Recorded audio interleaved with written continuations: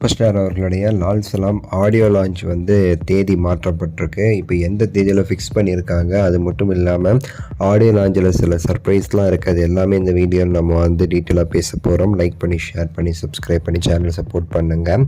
So already நான் வந்து சொல்லியிருந்தேன், இந்த வாரம் வந்து ஆக்சுவலாக ஆடியோ லான்ச் நடக்க இருக்கிறது, லால் சலாம் படத்துடைய ஆடியோ லான்ச்.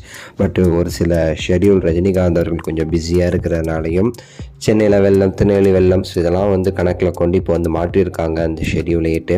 ஸோ இப்போ வந்து லால் சலாமுடைய ஆடியோ லான்ச் வந்து வேறு தேதிக்கு வந்து ஃபிக்ஸ் பண்ணப்பட்டிருக்கு. இந்த படத்துடைய ஆடியோ லான்ச்சுக்கு மிகப்பெரிய எதிர்பார்ப்பு இருக்குது. அதே மாதிரி பார்த்திங்கன்னா படத்திற்குமே பெரிய ஒரு எதிர்பார்ப்பு வந்து இப்போ வந்து கிளம்பிடுச்சு. ஆஃப்டர் இந்த கிளிம்ஸ் ரிலீஸ் பண்ணதுக்கப்புறமும் டீசர்லாம் ரிலீஸ் ஆனதுக்கப்புறம் என்ன சொல்கிறாங்க, ஆக்சுவலாக இந்த படத்துடைய ஆடியோ லான்ச்சை பொறுத்தவரை ஜனவரி 7ஆம் தேதி அல்லது 6ஆம் தேதி 6-7 இந்த தேதியில் வந்து நடக்கிறதுக்கு வந்து பிளான் பண்ணியிருக்காங்களாமா.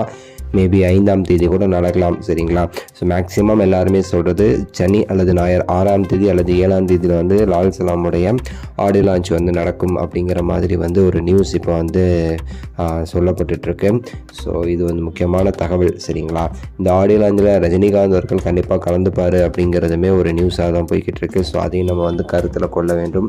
ஸோ ஆடியோ லான்ச்சில் ரஜினிகாந்த் அவர்களும் வருவதற்கு வாய்ப்பு இருக்குது. என்ன பேச போகிறாரு தலைவர் அப்படிங்கிறதுக்காகவே வந்து பல பேர் காத்துக்கிட்டு இருக்காங்க.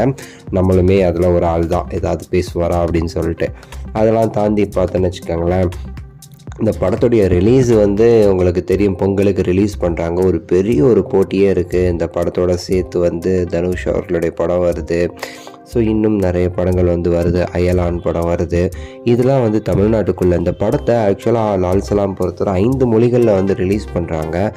5 மொழிகளில் பார்த்திங்கன்னா அந்த பக்கம் தெலுங்கில் பெரிய ஒரு மார்க்கெட்டு. ஆனால் அந்த மார்க்கெட் அங்கேயுமே சரி, ஸோ மகேஷ் பாபு, ஸோ ஒரு பெரிய பெரிய படங்கள்லாம் வரனால பார்த்திங்கன்னா தெலுங்கில் எப்படி வந்து இந்த படத்துக்கு வந்து பிஸ்னஸோ அல்லது வந்து கலெக்ஷனோ வந்து பெருசாக கிடைக்கும் அப்படிங்கிறது வந்து ஒரு டவுட்டாகவே இருந்துக்கிட்டு இருக்கு. இதனால் வந்து லால் சலாம் படத்தை ரிலீஸ் தேதியை மாற்றிடுவாங்களோ அப்படின்னு சொல்லிட்டு கூட ஒரு பயம் வந்து இருக்குது. ஸோ அது ஒரு முக்கியமான விஷயம், சரிங்களா? ஸோ என்ன நடக்க போகுதுன்னே தெரில, பொறுத்திருந்து பார்ப்போம். ஆனால் வந்து தமிழ்நாட்டில் வந்து ஒரு பிடிச்சிட்டு இருந்த படம். ஏன்னா அந்த ஆஃப்டர் அந்த கிளிம்ஸுக்கு அப்புறம்லாம் பெரிய ஒரு சர்ப்ரைஸ் தான் ரஜினி சாருடைய அந்த பேர்.